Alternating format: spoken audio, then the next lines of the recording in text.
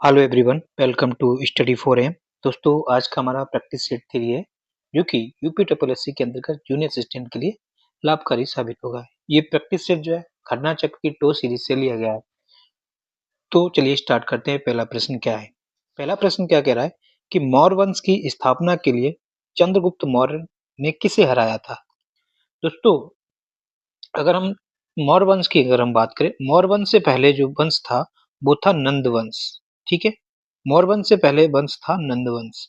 ठीक है, तो नंद वंश में को हराया जो नंद वंश के जो अंतिम शासक थे उस टाइम वो थे धनानंद। ठीक, धनानंद थे। एक्चुअली दयानंद के दरबार में चाणक्य गए थे, तो इन्होंने धनानंद ने जो है चाणक्य की बेइज्जती की। वहां से चाणक्य ने जो है चंद्रगुप्त मौर्य के साथ मिलकर धनानंद को हराया और एक नए वंश की स्थापना की जिसका नाम है मौर्य वंश। तो मौर्य वंश के अगर संस्थापक पूछा जाए तो चंद्रगुप्त मौर्य होंगे। क्लियर? तो इन्होंने किसे हराया? धनानंद को। अगर मौर्य वंश के अगर नंद वंश के संस्थापक की अगर हम बात करें, इसका संस्थापक कौन है? तो आप बताएंगे महापद्मनंद। ठीक, ये जो आपके महापद्मनंद जो हैं वो दोस्तों नंद वंश के संस्थापक हैं। ये भी इंपॉर्टेंट प्रश्न है। क्लियर हुआ? तो इसका राइट आंसर हो जाएगा बी इज राइट आंसर। चलिए प्रश्न नंबर 2 की हम बात करते हैं। अच्छा, अगर हम चंद्रगुप्त मौर्य में से रिलेटेड और क्या पूछा जा सकता है? देखो, मेगास्थनीज नामक व्यक्ति जो था, मेगास्थनीज। ठीक, मेगास्थनीज जो है वो चंद्रगुप्त मौर्य के दरबार में आए थे। क्लियर? और इनकी एक पुस्तक याद रखना जिनका नाम है इंडिका। इंडिका इनकी पुस्तक का नाम है। ये किसका राजदूत था? मेगास्थनीज को चंद्रगुप्त मौर्य के दरबार में किसने भेजा? तो भेजा था दोस्तों सेल्यूकस निकेटर ने। ठीक, सेल्यूकस निकेटर, निकेटस या निकेटर। ठीक है, तो ये कुछ इंपॉर्टेंट पॉइंट थे इंडिका मेगास्थनीज की है, याद रखना। प्रश्न नंबर 2 की हम बात करें। प्रश्न नंबर 2 क्या कह रहा है कि चंदावर का युद्ध निम्नलिखित में से किसके बीच हुआ? पहले तो हमें पता होना चाहिए कि दोस्तों चंदावर का युद्ध हुआ किस ईयर में था। ठीक है, तो ये दोस्तों जो है 1194 ईस्वी को जो है चंदावर का युद्ध हुआ। ये जो युद्ध जो था वो दोस्तों जयचंद वर्सेस मोहम्मद गौरी के बीच में हुआ था। ठीक, मोहम्मद गौरी के बीच में जो हुआ था चंदावर का युद्ध, इसमें जो है जयचंद जो थे वो क्या थे? हार गए थे। तो चंदावर का युद्ध कब हुआ? 1194 में। किस किस के बीच में? जयचंद और महमूद मोहम्मद गौरी के बीच में। क्लियर हुआ? इसका राइट आंसर जो हो जाएगा ए इज राइट आंसर। क्लियर? बढ़ते हैं प्रश्न नंबर 2 की तरफ। प्रश्न नंबर 2 क्या कह रहा है कि भगत सिंह, सुखदेव और राजगुरु को कब फांसी दी गई? ठीक है, ये तो आप लोग जानते होंगे। एक्चुअली हुआ क्या था, एक कांड हुआ था या जिसे केस कहें, लाहौर षड्यंत्र केस। ठीक है, लाहौर षड्यंत्र केस। ठीक है दोस्तों, पेन हमारा अभी भी नहीं आया है, तो आप बस सुनने पर ज्यादा ध्यान देना। तो लाहौर षड्यंत्र केस हुआ था। ये कब हुआ था? ये हुआ था दोस्तों लाहौर 1929 में जो है ये केस हुआ। ठीक है, तो इस केस के तहत इन लोगों को गिरफ्तार कर लिया गया। किसको? भगत सिंह, सुखदेव, राजगुरु और भी कई थे जिसमें बटुकेश्वर दत्त भी थे। ठीक है, तो इस केस के तहत जो है इनको अक्टूबर 1930 को, ये भी पॉइंट याद रखना, कब? अक्टूबर 1930 इनको फांसी की सजा सुनाई गई। ठीक, अक्टूबर 1930 को फांसी की सजा सुनाई गई। और फांसी कब की दी गई? 23 मार्च 1931 को इनको जो है फांसी देने का निर्णय लिया गया था। तो अर्थात इनकी फांसी कब हुई? इनको जो है 23 मार्च 1931 को जो है इनको फांसी हुई। याद रखेंगे। इसलिए दोस्तों हम लोग 23 मार्च को एक दिवस मनाते हैं, शहीद दिवस। ठीक, शहीद दिवस कब मनाया जाता है? 23 मार्च को। क्लियर? अगर हम बटुकेश्वर दत्त की हम बात करें, तो बटुकेश्वर दत्त, ठीक है, पेन नहीं चल रहा है। इनको क्या हुआ? काला पानी की सजा दी गई थी और इनको भेज दिया गया था अंडमान और निकोबार में सेलुलर जेल में। सेलुलर जेल कहाँ है? अंडमान एंड निकोबार में। ये पॉइंट याद रखेंगे। क्लियर? अगर हम चंद्रशेखर आजाद की हम बात करें, तो चंद्रशेखर आजाद कब शहीद हुए थे? तो 27 फरवरी 1931 को अल्फ्रेड पार्क, जो कि अब जिसका चंद्रशेखर पार्क नाम कर दिया गया इलाहाबाद में, वहां पर जो है इनकी हत्या कर दी गई थी या अब ये शहीद हो गए थे। ठीक है, तो 27 फरवरी 1931 याद रखेंगे, 27 फरवरी 1931 चंद्रशेखर आजाद शहीद हो गए थे। क्लियर हुआ? प्रश्न नंबर 4 की तरफ बढ़ते हैं। प्रश्न नंबर 4 क्या कह रहा है कि चित्तरंजन दास ने चुनाव लड़ने के लिए 1923 में किसके साथ मिलकर स्वराज पार्टी की स्थापना की? इंपॉर्टेंट है। तो स्वराज पार्टी की स्थापना कब हुई? 1923 में, जनवरी 1923 में हुई। ये जो पार्टी जो है दोस्तों, एक्चुअली क्या है कि जो असहयोग आंदोलन था, नॉन कॉपरेशन मूवमेंट, वो असफल हो गया था और ये लोग कांग्रेस के खिलाफ भी थे, तो इसलिए उन्होंने जो है स्वराज पार्टी का गठन किया। कब किया? जनवरी 1923 में। ये ईयर भी याद रखेंगे। ठीक है, तो ये मिलकर किया था किसने? सी आर दास, ठीक, एंड मोतीलाल नेहरू। ठीक, मोतीलाल नेहरू ने मिलकर जो है ये पार्टी शुरुआत की थी। किसको? स्वराज पार्टी को, जिसमें सी आर दास जो थे इस पार्टी के अध्यक्ष थे, ये भी पॉइंट याद रखेंगे, और मोतीलाल नेहरू जो थे वो महासचिव थे। ठीक, ये पॉइंट पूछा जाता है तो याद रखेंगे। क्लियर हुआ? और सबसे पहले स्वराज वर्ड का इस्तेमाल जो है सर्वप्रथम प्रयोग किसने किया? वो किया दोस्तों दयानंद सरस्वती ने। ठीक, दयानंद सरस्वती ने सबसे पहले जो है, सरस्वती ने जो है सबसे पहले स्वराज शब्द का प्रयोग किया। दयानंद सरस्वती की सत्यार्थ प्रकाश इन्हीं का है। सत्यार्थ प्रकाश इंपॉर्टेंट है। आर्य समाज की संस्थापक यही हैं, दयानंद सरस्वती। आर्य समाज, ठीक है। वेदों की ओर लौटो इनका नारा है। भारत भारतीयों के लिए इन्होंने ही दिया। ठीक है, और ठीक है, इनका मूल नाम जो है मूल शंकर है, मतलब इनका ओरिजिनल नाम जो है वो मूल शंकर है। ठीक है, ये पॉइंट याद रखेंगे। तो इसका राइट आंसर हो जाएगा Motilal Nehru is a right answer. Clear? Sardar Vallabhbhai Patel की अगर हम बात करें, इनको आयरन मैन ऑफ इंडिया कहा जाता है। सरदार वल्लभ भाई पटेल को आयरन मैन ऑफ इंडिया कहा जाता है। इन्हें बिस्मार्क ऑफ इंडिया कहा जाता है। इनको सरदार का टाइटल जो है बारदोली सत्याग्रह की महिलाओं ने सरदार का टाइटल दिया, और बारदोली सत्याग्रह कब हुआ दोस्तों? 1928। ये पॉइंट याद रखेंगे। और इन्होंने जो है इंडियन नेशनल कांग्रेस का कराची सेशन वाला जो कराची का अधिवेशन था 1931 की अध्यक्षता जो है सरदार वल्लभ भाई पटेल ने की थी। क्लियर? इतने पॉइंट याद रखेंगे। ठीक है, बढ़ते हैं नेक्स्ट प्रश्न। और झंडा समिति जो है सरदार वल्लभ भाई पटेल। नेक्स्ट प्रश्न क्या कह रहा है कि यह प्रस्ताव किसने पेश किया कि भारत का राष्ट्रीय ध्वज केसरिया, सफेद और हरे रंग का समान अनुपात में 36 तिरंगा होगा? ठीक, तो ये प्रस्ताव जो है दोस्तों पंडित जवाहरलाल नेहरू ने रखा था। पंडित जवाहरलाल नेहरू ने जो है ये प्रस्ताव प्रस्तुत किया था। ठीक है, ये प्रस्ताव किसने प्रस्तुत किया था? पंडित जवाहरलाल नेहरू ने। और भारतीय ध्वज को कब अपनाया गया? ये पॉइंट और एग्जाम ओरिएंटेड है। तो दोस्तों 22 जुलाई 1947 को जो हमारा राष्ट्रीय ध्वज है उसको अपनाया गया। ठीक, राष्ट्रीय ध्वज का अनुपात क्या है? इसका अगर हम दोस्तों चौड़ाई, लंबाई और चौड़ाई का रेशियो देखें तो 3:2 है। ठीक है, 3:2 जो है इसका अनुपात है, ये याद रखेंगे। ठीक है, कलर इनके सफेद, केसरिया सबसे ऊपर होता है, फिर सफेद होता है, फिर हरा रंग होता है। बीच में गहरे नीली कलर की एक पहिया होता है, चक्र होता है, जिसमें 24 तीलियां होती हैं, ये याद रखेंगे। ठीक है, ये जो तिरंगा राष्ट्रीय ध्वज है इसको डिजाइन किसने किया था? इसको डिजाइन दोस्तों जो है पिंगली वेंकैया ने किया था। पिंगली वेंकैया। ठीक है, ये दोस्तों हमारा पेन नहीं चल रहा है, आप सुनेंगे। पिंगली वेंकैया ने जो है राष्ट्रीय ध्वज को हमारे डिजाइन किया था। ठीक है, तो इसका राइट आंसर हो जाएगा पंडित जवाहरलाल नेहरू। क्लियर है? बढ़ते हैं नेक्स्ट प्रश्न की तरफ। प्रश्न नंबर 6 क्या कह रहा है कि एक स्थायी समिति संसद के निम्नलिखित सदनों में से किस सदन के सदस्यों से मिलकर बनती है? कह रहा है कि जो स्थायी सदन समिति होती है वो इनमें से किन की? अगर दोस्तों हम संसद की समिति की हम बात करें तो मुख्यतः दो प्रकार की होती हैं। एक दोस्तों वो होती है स्थायी समिति, दूसरी दोस्तों होती है अस्थायी समिति। अस्थायी समिति, स्थायी समिति के जो सदस्य जो होते हैं वो दोस्तों लोकसभा और राज्यसभा के सदस्यों से मिलकर बनी होती है।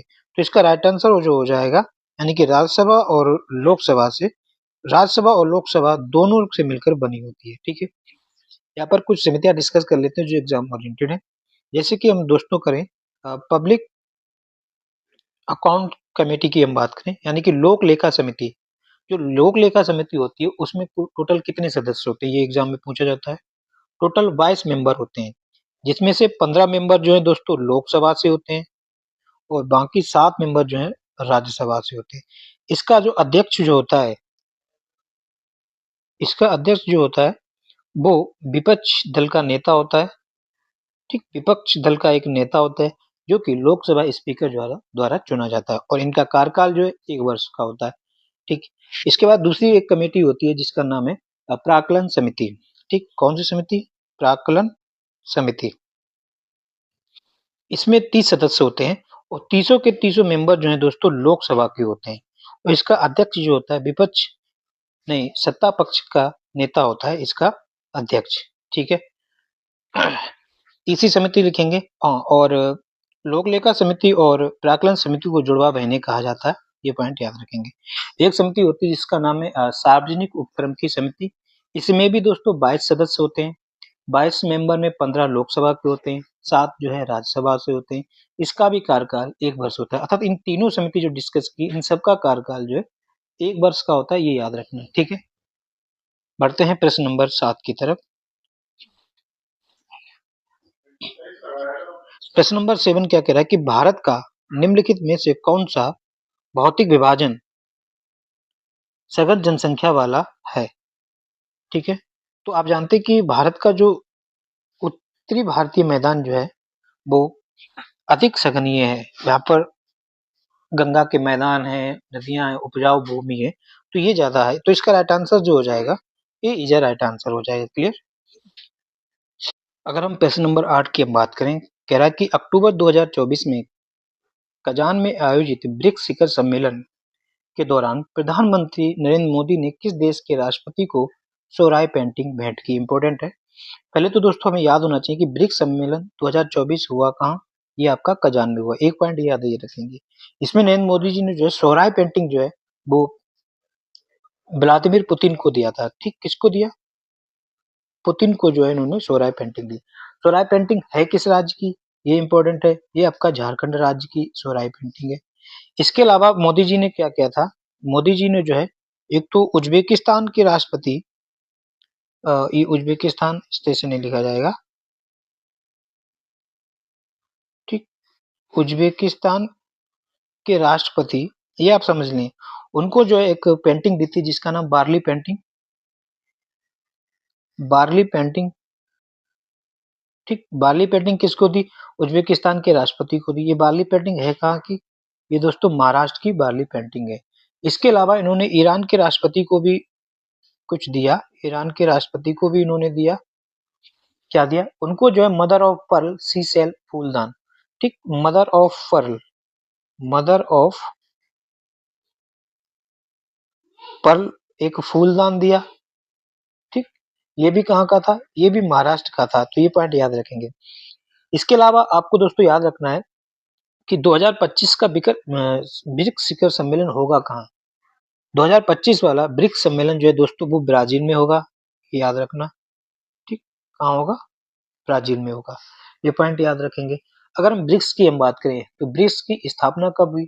16 जून 2009 को ब्रिक्स की स्थापना हुई। एक बार फिर लिख लेंगे कि 16 जून 2009 को ब्रिक्स की स्थापना हुई। ब्रिक्स का हेडक्वार्टर शंघाई में है।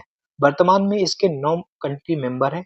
इसमें से आपका बी से ब्राजील, आर से रसिया, पी से ब्राजील, आर से रसिया, आई से इंडिया, सी से चाइना और एस से साउथ अफ्रीका। फिर इसके बाद जो है 1 जनवरी 2024 को 4 कंट्री और इसका मेंबर बन गए। कौन? इराक, इजिप्ट, इथोपिया और यूएई। ईरान, इराक नहीं है, ईरान, इजिप्ट, इथोपिया और यूएई। क्लियर? ब्रिक्स बैंक को दोस्तों जो है न्यू डेवलपमेंट बैंक भी कहा जाता है। क्लियर? ये पॉइंट आपने नोट कर लिए होंगे। पढ़ते हैं प्रश्न नंबर 9 की तरफ। प्रश्न नंबर 9 क्या कह रहा है कि 43वें भारत अंतर्राष्ट्रीय व्यापार मेला में कौन सा राज्य फोकस राज्य है? ठीक है, पहले तो हमें ये पता होना चाहिए कि जो 43वां भारत अंतर्राष्ट्रीय व्यापार मेला हो कहाँ रहा है। ये दोस्तों भारत मंडपम। ठीक, भारत मंडपम नई दिल्ली में ये आयोजित हुआ। इसमें फोकस अगर कंट्री की फोकस स्टेट की हम बात करें तो इसका जो फोकस स्टेट था दोस्तों वो था झारखंड। ठीक, झारखंड जो है वो फोकस स्टेट था। और अगर वो भागीदार राज्य पूछा जाए, इस मेला के भागीदार राज्य जो थे वो दो थे। कौन कौन से? UP and Bihar. ठीक, यूपी और बिहार जो इसके भागीदार राज्य थे। तो इसका राइट आंसर हो जाएगा, फोकस स्टेट था झारखंड। क्लियर हुआ? और इसका थीम अगर हम बात करें तो विकसित भारत 2047 जो है इसका थीम था। अब हम लोग बात करते हैं प्रश्न नंबर 10 की। प्रश्न नंबर 10 क्या कह रहा है? ये क्वेश्चन अच्छा है, इससे रिलेटेड कुछ और पॉइंट पूछे जा सकते हैं। कह रहा है कि किस प्रयाग में अलकनंदा और धौलीगिरी नदी का संगम स्थान है? ठीक है, तो इसको जरा ढंग से समझते हैं। दोस्तों एक्चुअली क्या है कि भारत के जो उत्तराखंड में कुछ स्थल हैं जिसमें आपका यमुनोत्री इसको द्वारा लिख लेते हैं, यमुनोत्री। ठीक, एक आपका पॉइंट यमुनोत्री है। ठीक, दूसरा जो है हम यहाँ पर लिख नहीं पाएंगे। यहाँ पर आपका गंगोत्री, फिर है आपका केदारनाथ, और फिर है आपका ये बद्रीनाथ। ठीक, हम थोड़ा शॉर्ट में लिख देते हैं, पेन में प्रॉब्लम है। तो आपका यहाँ पर क्या है कि गंगोत्री है, फिर यहाँ पर जो है इस तरह से मान लेते हैं आपका केदारनाथ और बद्रीनाथ। ठीक, ये आपका बद्रीनाथ है। यहाँ से एक नदी चलती है जो इस तरह से चलती है, जिस नदी का नाम है अलकनंदा। ठीक, कौन सी रिवर चलती है? अलकनंदा रिवर। ये पॉइंट समझ के सुनना, यहाँ से और भी एग्जाम में पॉइंट पूछे जा सकते हैं। ये रिवर चली अलकनंदा। अरे ठीक, अलकनंदा शुरू, तो ये अलकनंदा आई, यहाँ से आई आपकी धौलागिरी। ठीक, यहाँ से आई धौली गंगा। ये कौन सी आई? धौली गंगा। धौली गंगा अलकनंदा से जिस स्थान पर मिलती है दोस्तों उसे कहते हैं विष्णु प्रयाग। तो यहाँ पर कौन सा है? विष्णु प्रयाग। ठीक, ये आपका है विष्णु प्रयाग। फिर इसके बाद एक नदी और आई इस तरह से, इस स्थान पर मिल गई। ये कौन सी नदी मिल गई आकर? जिसका नाम है नंदाकिनी। ठीक, तो अलकनंदा से नंदाकिनी नदी जिस स्थान पर मिलती है उस स्थान को दोस्तों नंद प्रयाग कहते हैं, क्योंकि नंदाकिनी है तो नंद प्रयाग। ठीक, फिर एक रिवर और आई इस तरह से और इस जगह पर मिल गई। ठीक है, ये नदी मिल गई आपकी पिंडार नदी। कौन सी नदी? पिंडार नदी। पिंडार नदी जहां पर मिलती है वो आपका है कर्णप्रयाग। देखो पिंडार में यहाँ पर रहा है, यहाँ पर कर्ण में रहा है, ये थोड़ा ट्रिक मार सकते हो। नंद नदी में नंद प्रयाग। ठीक, तो ये तो अलकनंदा से मिली। फिर आपका एक आता है केदारनाथ से नदी चलकर आई। केदारनाथ से नदी ये यहाँ पर मिली। ये कौन सी नदी? केदारनाथ से निकल के आई मंदाकिनी।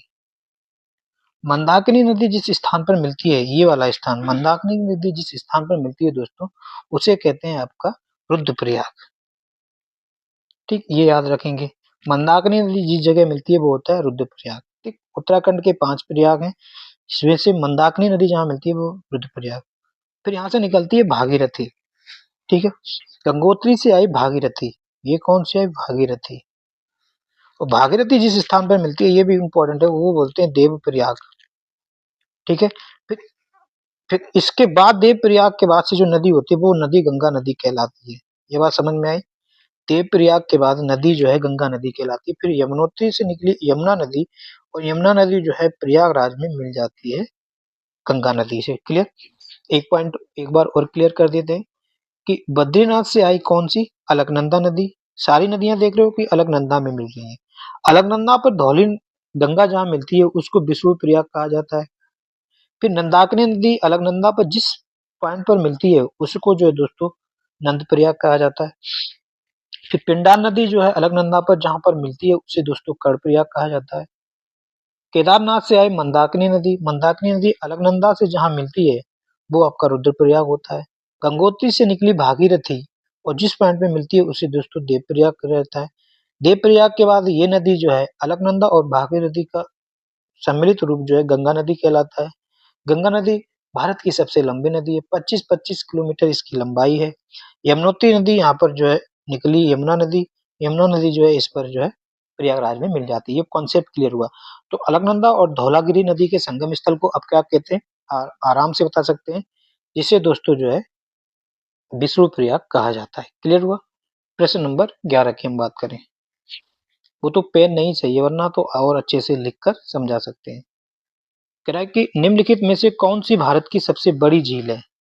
भारत की सबसे बड़ी झील, तो जो दोस्तों वो है आपका वेम्बनाड झील जो है भारत की सबसे बड़ी झील है। ये किस नदी से मिलकर बनी है, ये दोस्तों जो है केरल की जो सबसे बड़ी नदी है पेरियार नदी, ठीक पेरियार नदी से ये बनी है वेम्बनाड झील। वेम्बनाड झील दोस्तों वही झील है जिस पर जो है केरल का जो बोर्ड प्रतियोगिता होती है ना, नौका प्रतियोगिता, वो इसी झील में होती है। नौका प्रतियोगिता जिसे नेहरू ट्रॉफी बोल लेते हैं, ठीक, जिसे हम लोग नेहरू ट्रॉफी कहते हैं। अगर इसे हम लोकल भाषा में बोल रहे हैं तो बोल बल्लाम कली, ठीक, बल्लाम कली जो है, बल्लाम कली इसको जो है लोकल भाषा में बोलते हैं इस प्रतियोगिता को। ये प्रतियोगिता जो है दोस्तों ओणम त्योहार के उपलक्ष्य में किया जाता है। ओणम त्योहार कहाँ का है, केरल का, ये पॉइंट याद रखेंगे। चिल्का झील की अगर हम बात करें, ये दोस्तों उड़ीसा की झील है और ये भारत की सबसे लंबी या सबसे बड़ी खारे पानी की झील है। इंदिरा सागर झील मध्य प्रदेश में है। शिवा सागर झील जो है वो आपका महाराष्ट्र में है। इसके अलावा क्वेश्चन पूछा जा सकता है कि भारत की मीठे पानी की सबसे बड़ी झील, ये भी तो पूछा जा सकता है। तो मीठे पानी की सबसे बड़ी झील जो है दोस्तों बुलर झील है, जो कि जम्मू कश्मीर में है। ये बात याद रखेंगे। क्लियर है। बढ़ते हैं प्रश्न नंबर 12 की तरफ। प्रश्न नंबर 12 क्या कह रहा है कि भारत में महावट क्या है। भारत में महावट क्या है। तो महावट जो है दोस्तों, जो भारत में जो उत्तरी पश्चिमी जो मानसून होता है, जो कि सर्दियों के समय में बारिश करता है, तो वो एक चक्रवाती वर्षा को जो है महावट कहा जाता है। तो इसका राइट आंसर हो जाएगा सर्दी के मौसम के दौरान चक्रवाती वर्षा को जो है महावट कहा जाता है। क्लियर। प्रश्न नंबर 13 की बात करें। प्रश्न नंबर 13 क्या कह रहा है कि कौन सा महाद्वीप विश्व का आधे से अधिक टीन उत्पादन करता है। ठीक है, मतलब 50% से भी अधिक टीन का उत्पादन किस महाद्वीप में होता है, वो दोस्तों एशिया महाद्वीप में होता है। अगर पूरे विश्व में नंबर 1 की हम बात करें, विश्व में टीन उत्पादन में नंबर 1 देश जो है वो दोस्तों चीन है। ठीक। अगर हम भारत की हम बात करें, भारत में नंबर 1 राज्य टीन उत्पादन का वो दोस्तों छत्तीसगढ़ है। ठीक है, क्या है, छत्तीसगढ़, ये याद रखेंगे। क्लियर। प्रश्न नंबर 14 की हम बात करें। प्रश्न नंबर 14 क्या कह रहा है कि निम्नलिखित में से इंद्रधनुष किस रंग, इंद्रधनुष के किस रंग का सबसे कम तरंगदैर्घ्य होता है। दोस्तों इंद्रधनुष में जो है 7 रंग होते हैं, जो अगर नीचे से चलें तो बिबग्योर, बिबगियोर, ठीक, आर सबसे ऊपर होता है। तो इस तरह से जो है नीचे से ऊपर जाने पर तरंगदैर्घ्य बढ़ती है। तो सबसे कम तरंगदैर्घ्य किसकी होगी, सबसे कम तरंगदैर्घ्य जो है बी फॉर वॉयलेट कलर बैगनी रंग की होगी, और सबसे अधिक तरंगदैर्घ्य जो है लाल रंग की होती है, याद रखेंगे। इसीलिए जो है जो डेंजर होते हैं, खतरे के सिंबल जो होते हैं वो लाल रंग के बनाते हैं, क्योंकि इसका तरंगदैर्घ्य सबसे दूर होता है यार। ठीक है, तो इसका राइट आंसर हो जाएगा, सबसे कम पूछा है तो बैगनी रंग की तरंगदैर्घ्य जो है दोस्तों सबसे कम होती है। क्लियर हुआ। प्रश्न नंबर 15। 15 क्या कह रहा है कि निम्नलिखित में से किस शब्द का अर्थ फलों का उगाना है। दोस्तों फलों का उगाना पोमोलॉजी कहला जाता है, या पोमोकल्चर कहते हैं, पोमिकल्चर। तो इसका राइट आंसर हो जाएगा पोमिकल्चर। अर्बोरिकल्चर मतलब होता है वृक्ष या झाड़ियों का जो पालन जो है या उनकी खेती जो है अर्बोरिकल्चर कहलाता है। सेरिकल्चर का मतलब होता है दोस्तों आपका रेशम पालन, रेशम कीटों का पालन सेरिकल्चर, और एपीकल्चर का मतलब होता है दोस्तों मधुमक्खी पालन। क्लियर। प्रश्न नंबर 16 की हम बात करें। प्रश्न नंबर 16 क्या कह रहा है कि कोशिकाओं में प्रोटीन का संश्लेषण किस में होता है। इंपॉर्टेंट है कि कोशिकाओं में प्रोटीन का निर्माण कहाँ होता है। तो ये दोस्तों राइबोसोम में होता है। ठीक, कहाँ पर होता है, राइबोसोम में। अगर हम कोशिकाओं की हम बात करें, कोशिका को विज्ञान को दोस्तों साइटोलॉजी कहा जाता है, साइटोलॉजी। इसकी खोज जो है 1665 ईस्वी में रॉबर्ट हुक ने की। ठीक है। गोल्जी उपग्रह की अगर हम बात करें दोस्तों, इसको जो है कोशिका का डाकघर कहा जाता है। कोशिका का डाकघर कहा जाता है किसको? गोल्जी उपग्रह को। ठीक, इसको जो है ट्रैफिक पुलिस भी कहा जाता है, ट्रैफिक पुलिस। इसे ट्रैफिक पुलिस भी कहा जाता है। माइटोकॉन्ड्रिया को पावर हाउस ऑफ सेल कहा जाता है। कोशिका का बिजली घर माइटोकॉन्ड्रिया को कहा जाता है। माइटोकॉन्ड्रिया की खोज जो है दोस्तों कोलिका नामक व्यक्ति ने की। ठीक है, इसमें जो है एटीपी का निर्माण होता है। ठीक है, और ये यूकैरियोटिक कोशिकाओं में पाई जाती हैं। जीवाणु में माइटोकॉन्ड्रिया नहीं पाया जाता है, ये पॉइंट याद रखेंगे। तो इसका राइट आंसर हो जाएगा कोशिकाओं में प्रोटीन का संश्लेषण जो है वो राइबोसोम में होता है। ठीक है, पढ़ते हैं प्रश्न नंबर 17 की तरफ। प्रश्न नंबर 17 क्या कह रहा है कि एशिया का सबसे बड़ा सदाबहार पेड़। और एक तो पॉइंट यहाँ पर याद रखना कि एशिया का सबसे बड़ा सदाबहार पेड़ कौन सा है? बरगद। यहाँ पर बरगद का वैज्ञानिक नाम पूछा है। तो दोस्तों फाइकस या फीकस बेंगालिनसिस इसका जो है वैज्ञानिक नाम है। ठीक है, इंपॉर्टेंट है, याद कर लेंगे। प्रश्न नंबर 18 की हम बात करें, कह रहा कि किस प्रकार की बेरोजगारी में व्यक्ति अपनी क्षमता से कम योगदान देता है? अपनी क्षमता से कम योगदान जो है दोस्तों वो प्रच्छन्न बेरोजगारी में देता है। ठीक, प्रच्छन्न का मतलब होता है छुपी हुई बेरोजगारी। इसे दोस्तों जो है छुपी हुई बेरोजगारी भी कहा जाता है। ठीक, भारत में किस प्रकार की बेरोजगारी है? भारत में दोस्तों इसी प्रकार की बेरोजगारी है। एक्चुअली होता प्रचंड बेरोजगारी या छुपी हुई बेरोजगारी होता क्या है? सपोज दैट ये काम करना है, इस काम को करने के लिए 4 लोग सफिशिएंट है, 4 लोग इस काम को आराम से कर सकते हैं। लेकिन इस काम को कर कितने रहे हैं? 12 लोग कर रहे हैं, है ना? तो ये गलत है ना। इस प्रकार की बेरोजगारी को जहाँ काम करने की क्षमता तो कम लोगों को जरूरत है, लेकिन कर वहाँ कितने रहे हैं? बहुत ज्यादा लोग जुटे हुए हैं, है ना? अपनी पोटेंशियल लोग दिखा ही नहीं पा रहे हैं, तो क्षमता से कम योगदान हो रहा है। तो इसलिए जो है इसको जो है प्रच्छन्न बेरोजगारी कहा जाता है। क्लियर हुआ? प्रश्न नंबर 19 की बात करें। अच्छा दोस्तों कह रहा है कि देश व्यय और देश प्राप्तियां सरकारी बजट द्वारा अनुमानित होती हैं। जब दोस्तों बजट आपने देखा होगा कि जब बजट प्रस्तुत किया जाता है तो बजट में क्या होता है?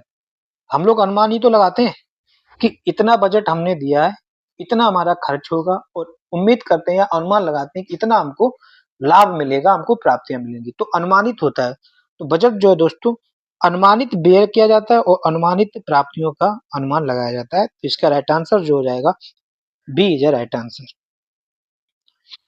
प्रश्न नंबर 20 जो कि आज का अंतिम प्रश्न है, कह रहा है कि दुनिया में सबसे पुराना टेनिस टूर्नामेंट कौन सा है?